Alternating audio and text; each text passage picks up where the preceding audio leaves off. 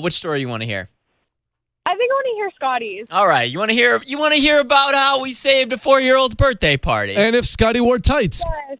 I didn't. Oh, so I didn't wear tights. You didn't wear a superhero costume, huh? No, and it's so the reason I want to tell this story because I do think that you can inspire others to do nice things and be kind to other people. I was in Kroger the other day off of MacArthur Avenue over in the Irving Las Colinas area, and I went to the express checkout line. It was kind of this full circle weird situation how it happened because this person in front of me bounced, got out of the line. Like there was something going on in front of me, like they were impatient. I was like, okay, whatever. I'm gonna relax. I'm gonna go in this line. Turns out the woman in front of me was having some like debit or credit card issues. Young woman, probably late 20s. And I was kind of looking at what she had on her cart there. And, there's a couple of different things. Looked like some party stuff. And then there was a big cake, a big Spider-Man cake. This is where Spider-Man comes in. All right.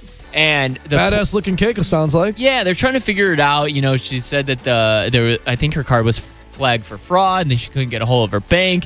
And so she couldn't buy what she needed. And you're just at that point, she's probably panicking. She started to a little bit, and I wasn't totally paying attention to what the situation was.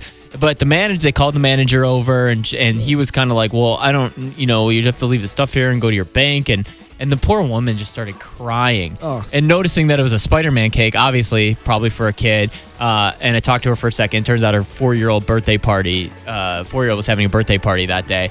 And she was like, I don't have a cake for my son. And so I bought the cake for her. I went. Nice, dude. You stepped up then. I did, and I'm not like balling. I'm balling on a budget. But, sure. It was like $35 or something like that. And so I went ahead and bought the cake for her. And the guy behind me goes, yo, you got to be on TV. And I was like, wait, what? He's like, that stuff only happens on that What Would You Do show.